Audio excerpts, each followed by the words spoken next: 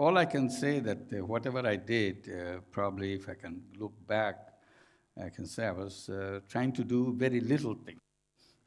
And I was not trying to persuade anybody to do anything, just what I thought I can do. I tried to do that. And it started with a little amount of money. So little that you can laugh at it looking back. It's a total loan of $27 to 42 people. So it's not even $1 a piece. So that's what excited me and wanted to do more of it. Trying to persuade the banks to do it, they wouldn't do it. So I offered myself as a guarantor. I said, okay, I'll sign all your papers and take all the risk, and you give the money. They were stuck with their rules and procedures, so I was trying to kind of get over those things. And that was the beginning. Luckily, it worked and continued to grow, lending money to poor women, tiny little money. Everybody said it's going to collapse very soon. We said, until it collapses, I'll keep on doing it. So why should I stop it just because someday it is going to collapse, which we don't know whether it will. That's it, and then we created a bank out of it, called it Grameen Bank or Village Bank. And people ask me, how did you figure this out? All these rules and procedures that you put into it so that it can work even in very adverse circumstances, still it works. I said, oh, I don't do very hard work, I'm an easygoing man. I just look at the conventional banks, how they do it. And once I learned how they do it, each piece, and I just do the opposite. And it works. They go to the rich people, so I decided to go to the poor people. They go to men, so I decided to go to women. They go to the city center to do business, I wanted to go to the village, remote village. They want collateral. I said, forget about collateral.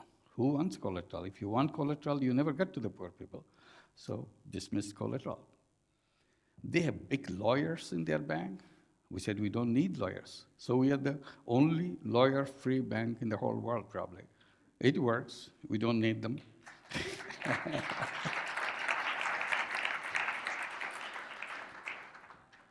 And lawyers and the banks, conventional banks, want to know your all antecedents, what you have been doing, whether you know everything, what kind of business you have been running, everything, your past, as much details as they can get. So we said, forget about it. We are not interested in the past of our borrowers. We're interested in the future of our borrowers. So if you're looking for the poor people, I'm sure there's something they have done which may not be very pleasant. Why you dig into it? So because he or she is not responsible for it, society is responsible for what he or she has been doing. So why don't you just give it a break and start fresh? See what he or she wants. And this is how we wanted to do. Conventional banks concentrated on owning, or conventional banks are owned by the rich people. So we reversed that too.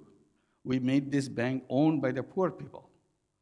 And not only conventional banks are owned by rich people, mostly it's owned by rich men. So we reversed that. We not only make it owned by the poor people, we made it owned by poor women. So this is a bank which is owned by the borrowers themselves.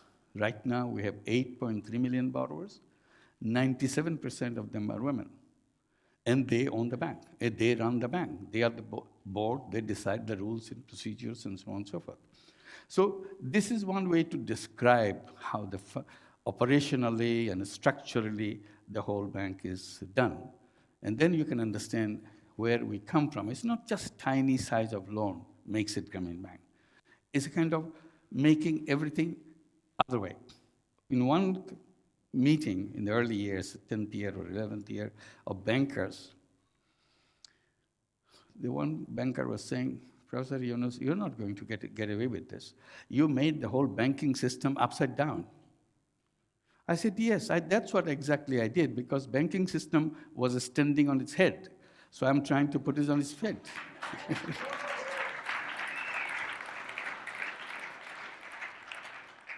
And they challenged me on another account. They said, you should change the name of your bank. Make the name Grameen Women's Bank. Several bankers suggested that I should change the name of the bank because explanation was at that time we are only 64% women. The rest of us men in the early years. So when I was replying to this question, I said, yes, I'm very happy to change the name of the bank. I'll make the bank Grameen Women's Bank. But before I do that, you'd have to do something. Change the name of your bank. Because 99% of your borrowers are men. So you should say X Men's Bank, Y Men's Bank, Z Men's Bank. After you have done this, then I will come and do mine, Grameen Women's Bank. So it's very easy. When you do it with women, everybody says it's wrong. You shouldn't. If you do it with men, that's perfect. There's no problem with that. So this is continuously we have been facing. And another issue comes up in our work because I've been insisting that all human beings are entrepreneurs. It burns up many people. Oh, why does he say that? There are only few people who are entrepreneurs. The rest of us, we are not entrepreneurs. We have to work under the entrepreneurs. I said, no, all human beings are entrepreneurs. That's how we survived on this planet. Otherwise, we would be in the caves, still living the kind of life we lived there, because we all worked together to change our life. That's how we came here and still function here. They didn't take it very seriously. Then they said, yes, you can lend money to the poor people, but you should be looking for entrepreneurial poor. I said, not in my case, because everybody's entrepreneur, so I go ahead with that. Even she tells me again and again, no, sorry, please don't give me money. I don't know what to do with your money. I never used money in my life. I can't use your money. We don't give up. We keep on chasing. We keep on explaining to her, no, you can do that. So that confidence builds up in her. Just because she doesn't have confidence doesn't mean that she doesn't have entrepreneurial ability. It's a question of building confidence in her. So we try to build the confidence because society has totally demolished her confidence in herself. That's what the poor people are. You're saying you are wrong, you're no good, you're good for nothing. And generation after generation, they have heard it, that's what they believe in. So we wanted to change that, build confidence in them. So in order to demonstrate that even the poorest person can be an entrepreneur, one idea came to me, why don't I do something so that I can demonstrate this? This idea was to lend money to beggars. You cannot be poorer than beggars. That's the last stage of human survival. You have no other source, you go and beg for your daily food. Go to houses, neighbors, find something to eat or get some money to eat, and that's how you survive. You not only do it once or twice, that becomes your livelihood for the rest of your life. I said, let's try that. So we started talking to the beggars. We started talking that as you go from house to house begging, would you like to carry some merchandise with you? Some cookies, some candies, some toys for the kids. And we make it sound easy for them by saying, you are going there anyway. This is not extra work for you. So, and you are giving people more options so that if they don't want to give anything free, you may try to sell something. So they may like to buy something, or they may like to do both, give you some food free and also buy something from you. So you have two businesses going instead of one business. People like that, beggars like that. They said, where do we get the money? I said, we'll give you the money. So we started giving them the loan. Our idea was, if they succeeded in getting the loan and paying us back by the business they would do, that will show that, yes, even a beggar can be an entrepreneur on his own, on her own. We thought there'll be 1,000 or 2,000 beggars in that program. It became such a popular program. We ended up with more than 100,000 beggars in that program. And we have been watching them, what are they doing? It's become very popular, what they do, as we explained.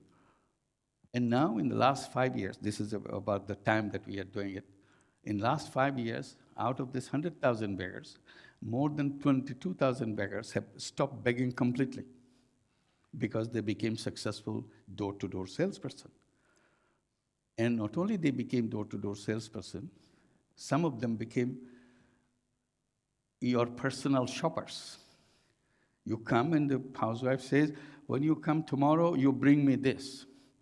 She brings you this because she cannot go to the market all the time, but this lady is going around doing things, so she brings you whatever you needed, little things, but you have a good business going. People ask us to buy them, and she feels comfortable, and the family feels comfortable with it.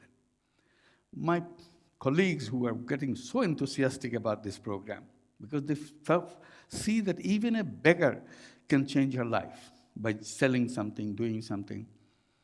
They keep saying, why don't the other beggars get out of begging? Why are they taking so much time? I try to advise them to be patient. I said, please be patient. It takes time. After all, begging is their core business. You don't shut down your core business just like that. You have to be totally confident how the new business, your sales division, is working. So once they figure out what a sales division is doing well, then they may say, well, this division, core business, we can now shift. So it takes a lot of courage to come to that stage that you close down completely. So this is gradually, they will come. When you talk to them, they tell you something very interesting. They say they know which house is good for selling, which house is good for begging. So they go accordingly. So by this time, they have experience. And who are the one who are doing both? So I tell my colleagues, not only they do the business, we have not trained them anything. They already know how to do the market segmentation. Which one?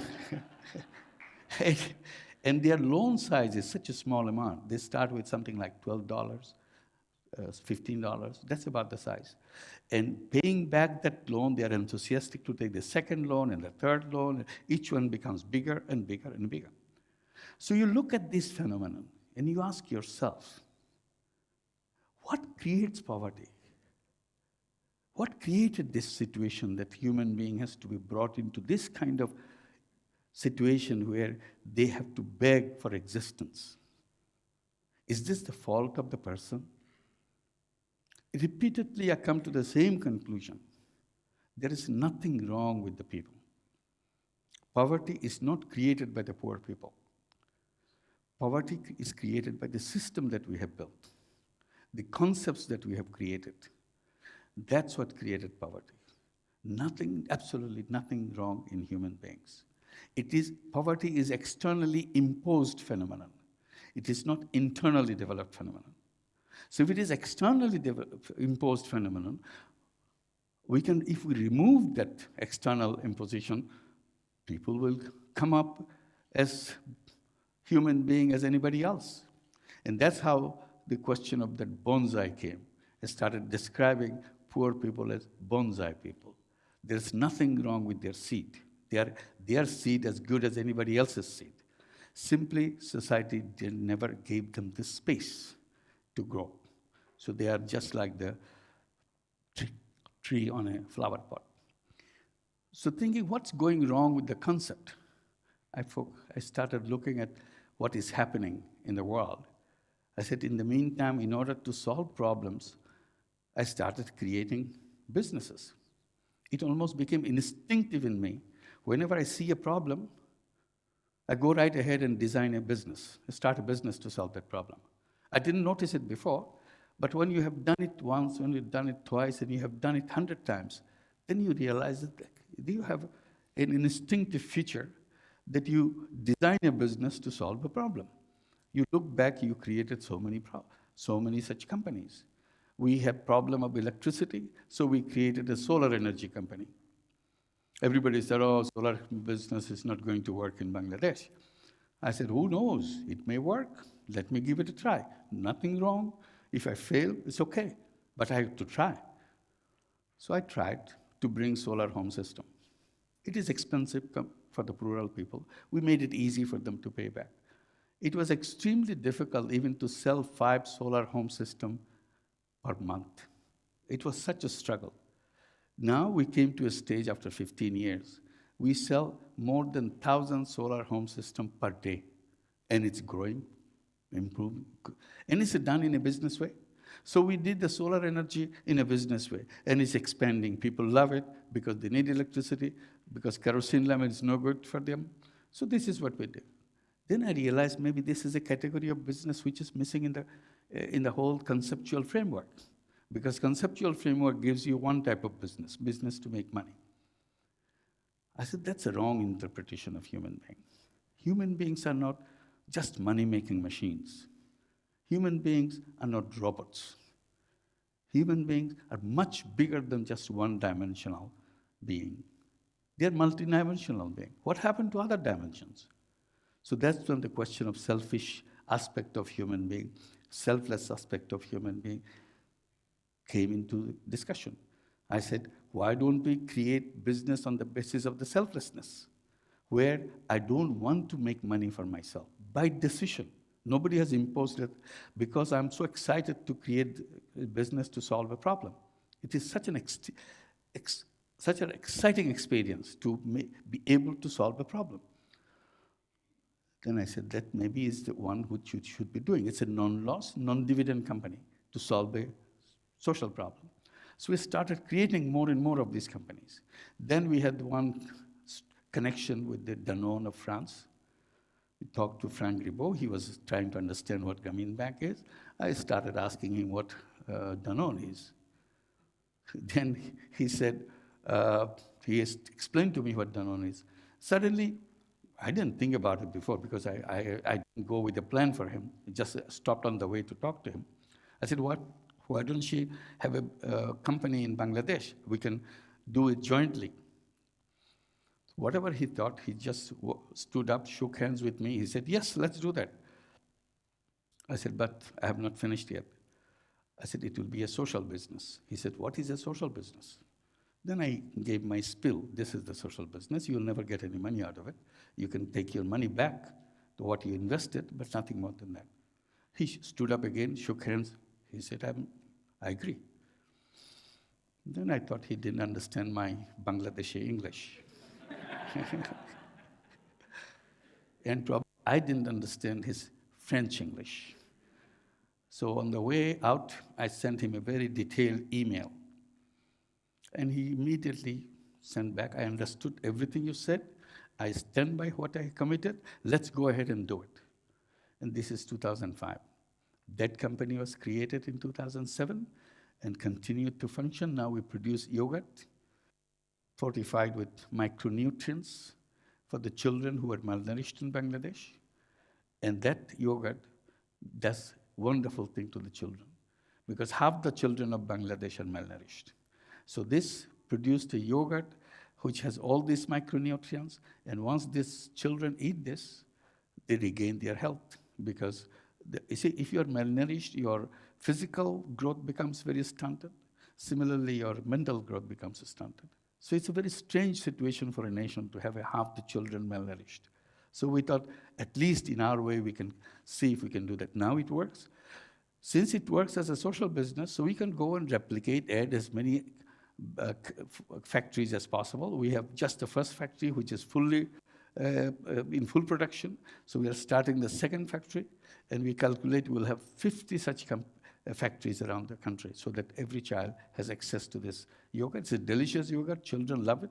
So that's an example of social business. So we created many such social business with international collaborations, not because we wanted it, but multinational companies wanted it.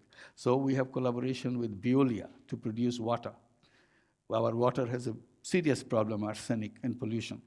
So we have created a small company to bring clean water in the village in a very affordable way. We created a company to produce shoes with Adidas. We challenged them that they should take a position that nobody in the world should go without shoes. And as a shoe company, it is their responsibility to produce shoes affordable to the poorest people. They asked me how much the price should be to make it affordable. I said maybe under €1. They were shocked that Adidas shoes had to be sold under €1. So I said, well, if you want to do it, that's the price range you can go. They took the challenge after long debate and discussion within the company. They did that.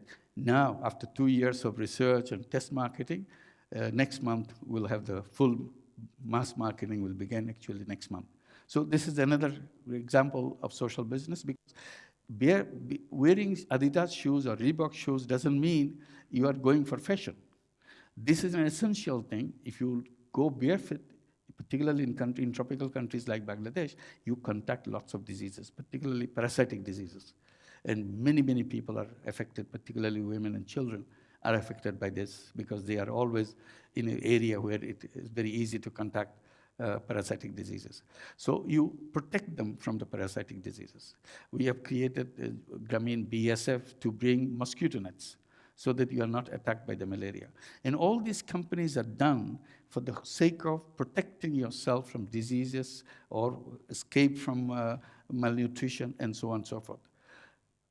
Companies don't want to make money out of it. They want to make sure the impact of these companies are on the people. You measure the impact. So in a money-making companies, at the end of the year, you ask your CEO, how much money we made this year? The more money you make, more excited you get. In a social business, you ask your CEO, how much impact we have made this year? You're not asking how much money we made because you're not making money for yourself. If money is made, it stays with the company. But the whole company is dedicated to create the impact. And that's how measurement of impact becomes a very important thing. So that way, if you open it up, this idea can create a new kind of phenomenon. I believe that every human being has that selflessness, but our theory, our concept doesn't allow that to come out. So I'm creating a window, I'm creating a door so that it come out. If it comes out, then all the problems we have created over years and years of our way of single-minded pursuit of money may be addressed by creating all this social business to address that. Technology is at our command. We have enormous technology, but this technology is at the control of the businesses. What do they use of it? Make use of it? Make money. I said, if we can now create a door or create a road to use this technology to solve problems, all this problem will be resolved. Human creativity and human capacity is limitless. In the presence of this limitless human capacity and human creativity, all the problems of the world cannot just stand for a few seconds. It has to disappear. And this is the age where we all have this capacity of technology. All the question is, do we have the methodology of using this capacity to address these problems? If we do, we can do it through social business. You may have better idea of doing it, but the whole question is creativity of human being has to be channeled to address the problems that we have made for ourselves.